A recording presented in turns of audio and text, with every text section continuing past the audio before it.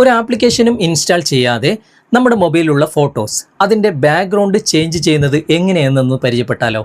Background change ചെയ്യണം എന്നുണ്ടെങ്കിൽ ആ ഫോട്ടോ മാത്രമായിട്ട് ബാക്ക്ഗ്രൗണ്ട് ഇല്ലാതെ കട്ട് ചെയ്തെടുക്കണം.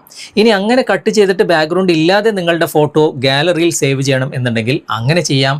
ഇനി അതല്ല, ബാക്ക്ഗ്രൗണ്ട് അടിപൊളിയാക്കിയിട്ട് ചേഞ്ച് ചെയ്തിട്ട് സേവ് ചെയ്യണം എന്നുണ്ടെങ്കിൽ അങ്ങനെയും ചെയ്യാം.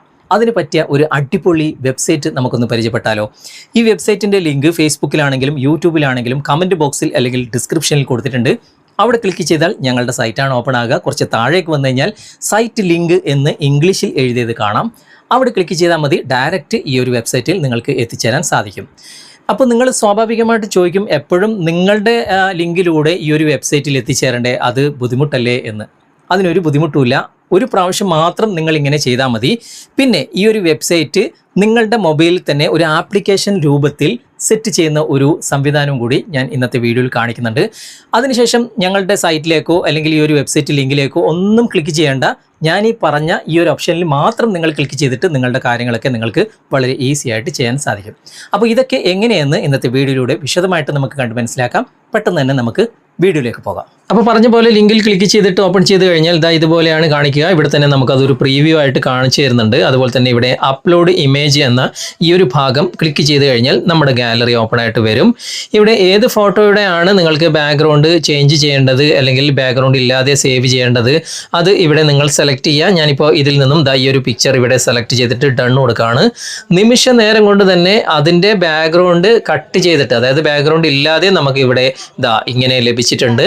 ഇവിടെ താഴെ കാണുന്ന സേവ് എന്ന ഭാഗം ക്ലിക്ക് ചെയ്ത് കഴിഞ്ഞാൽ ഇത് നമുക്ക് ഗാലറിയിൽ സേവ് ചെയ്യാൻ സാധിക്കും ഈ രൂപത്തിൽ.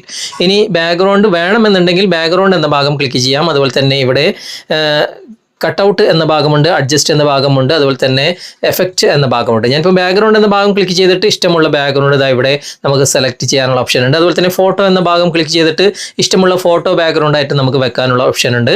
അതുപോലെ തന്നെ കളർ എന്ന ഭാഗം ക്ലിക്ക് ചെയ്തിട്ട് ബാക്ക്ഗ്രൗണ്ട് കളർ മാത്രം മതിയെങ്കിൽ അങ്ങനെ നമുക്ക് സെലക്ട് ചെയ്യാനുള്ള ഓപ്ഷൻ ഉണ്ട്. ഞാനിപ്പോൾ ഇവിടെ മാജിക് എന്ന ഭാഗം തന്നെയാണ് സെലക്ട് ചെയ്യുന്നത്. എന്നിട്ട് ഇവിടെ ഒരു ബാക്ക്ഗ്രൗണ്ട് ഇവിടെ സെലക്ട് ചെയ്യുമ്പോൾ കണ്ടോ, ആ ബാക്ക്ഗ്രൗണ്ട് മാറിയിട്ടുണ്ട്. ഇവിടെ ഓരോന്നും ക്ലിക്ക് ചെയ്യുമ്പോൾ അതിൻ്റെ ബാക്ക്ഗ്രൗണ്ട് മാറുന്നതായിട്ട് നിങ്ങൾ കാണാൻ സാധിക്കും. ഇഷ്ടമുള്ളത് നിങ്ങളുടെ ഫോട്ടോയുടെ ബാക്ക്ഗ്രൗണ്ട് നിങ്ങൾക്ക് ഏതാണ് വേണ്ടത് അത് നിങ്ങൾക്ക് സെലക്ട് ചെയ്ത് കൊടുത്താൽ മതി. ഞാനിപ്പോൾ ഇതിൽ നിന്നും ഈ ഒരു ബാക്ക്ഗ്രൗണ്ട് സെലക്ട് ചെയ്യാണ്. അതിനുശേഷം മുകളിൽ വലതുവശത്ത് സേവ് എന്ന ഒരു ചിഹ്നം കാണാൻ സാധിക്കും. അവിടെ ക്ലിക്ക് ചെയ്യാം. അപ്പോൾ രണ്ട് ഓപ്ഷൻസ് ഉണ്ട്. രണ്ടാമത്തേത് നമുക്ക് സെലക്ട് ചെയ്യാൻ സാധിക്കില്ല, പേയ്മെൻറ്റ് കൊടുക്കണം. ആദ്യത്തേത് ഫ്രീ ആണ്. അവിടെ ക്ലിക്ക് ചെയ്ത് കഴിഞ്ഞാൽ നമുക്ക് ഫ്രീ ആയിട്ട് എത്ര ഇമേജ് വേണമെങ്കിലും ബാക്ക്ഗ്രൗണ്ട് മാറ്റിയിട്ട് സേവ് ചെയ്യാം. അവിടെ ക്ലിക്ക് ചെയ്താൽ ഉടനെ തന്നെ കണ്ടോ അത് ഡൗൺലോഡായി വന്നിട്ടുണ്ട്. ഇനി നമുക്ക് ഗാലറി ഓപ്പൺ ചെയ്ത് കഴിഞ്ഞാൽ ഗാലറിയിൽ ആ ഒരു പിക്ചർ ഇവിടെ നിങ്ങൾ കാണാൻ സാധിക്കും. മനോഹരമായിട്ട് നല്ല ഹൈ ക്വാളിറ്റിയിൽ തന്നെ നമുക്ക് ബാക്ക്ഗ്രൗണ്ട് ചേഞ്ച് ആയിട്ട് കിട്ടിയിട്ടുണ്ട്. ഇനി ഞാൻ നേരത്തെ പറഞ്ഞ പോലെ എപ്പോഴും ഈ വെബ്സൈറ്റിൽ നിങ്ങൾക്ക് സന്ദർശിക്കേണ്ട ആവശ്യമില്ല. ഈ ഒരു വെബ്സൈറ്റ് നിങ്ങൾ ഓപ്പൺ ചെയ്ത് ഇതുപോലെ ചെയ്ത് കഴിഞ്ഞാൽ ഇവിടെ 3 ഡോട്ട്സ് കാണാൻ സാധിക്കും.